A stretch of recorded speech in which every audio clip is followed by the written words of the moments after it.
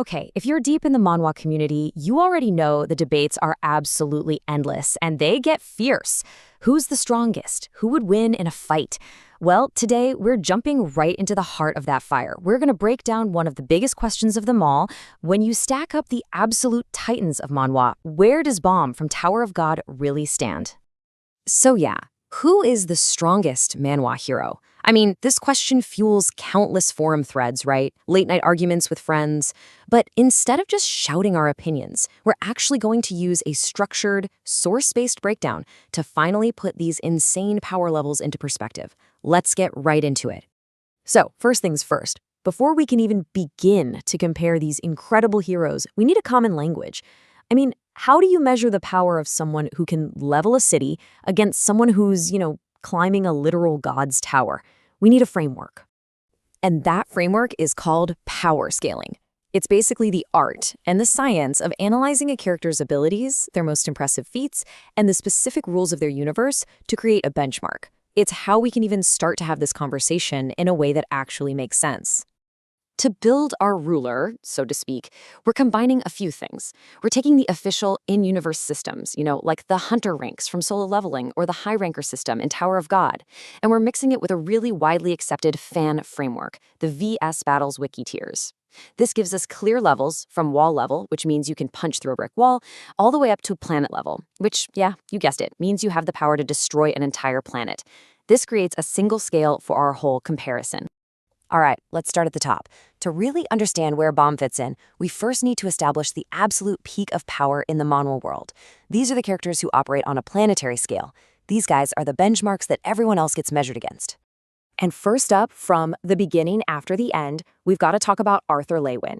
His journey is just a masterclass in power progression, which is great for us because it lets us track his growth with incredible precision. So, drawing from the VS Battles wiki, you can just see Arthur's insane climb. He goes from country level just by mastering Aether, then he jumps to continent level with his Aether Blade, then he hits moon level where his mere presence is a threat, and finally, with his Aether Blade Burst Strike, he achieves a confirmed planet level attack. It's a truly terrifying progression.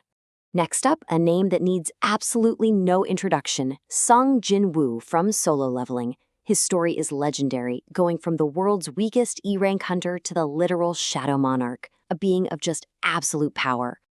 Now, the crucial point here is the scale. As the source material explains, the power difference in solo leveling is exponential.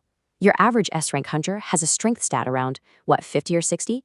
By the end of the series, Sung Jin-Woo's is over 350. The gap isn't just large, it's astronomical.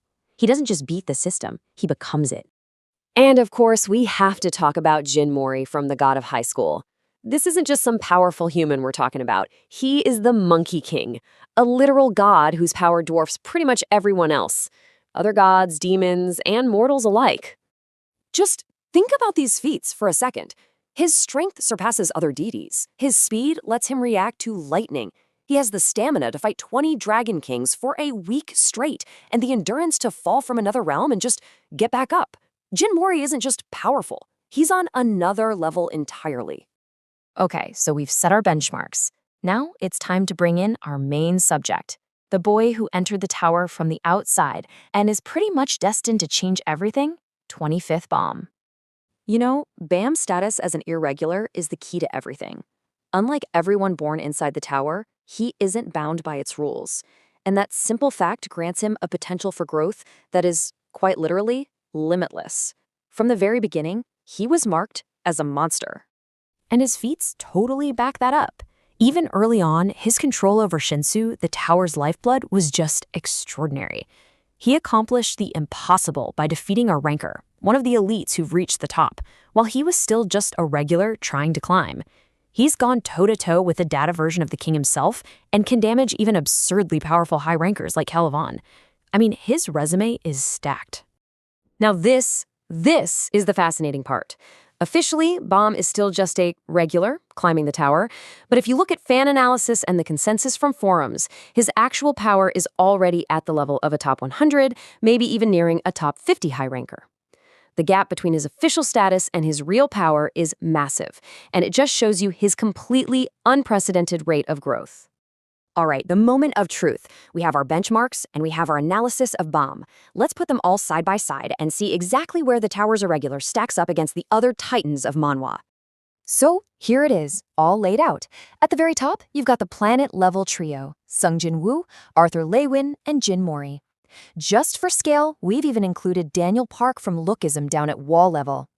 So where does that put Baam? Right now, he is an absolute powerhouse in his own universe, estimated as a top 100 high ranker. He hasn't shown the explicit planet-destroying feats of the others, but the key word there is yet. And that word, yet, is the entire point. The story of Baam isn't just about where he is now. It's all about where he's going. So, the crucial takeaway here is this. While characters like Sung Jin-Woo and Jin Mori have pretty much reached the zenith of their power, Bam's entire journey is defined by his infinite potential. His growth isn't just about training. He literally absorbs the powers of his enemies. That means every single fight makes him fundamentally stronger at a rate that terrifies even the gods of his world. And hey, the sources agree. As CPR puts it, his destiny to become the most powerful being in the tower, surpassing even King Jihad, is all but certain. He's not just another powerful character, he is a prophecy in motion. Which really just leaves us with one final thrilling question. If he's already at this level while he's still technically climbing the tower, what will he be capable of when he finally reaches the top? What does a fully realized Baam even look like? Now that's a power level we can only imagine.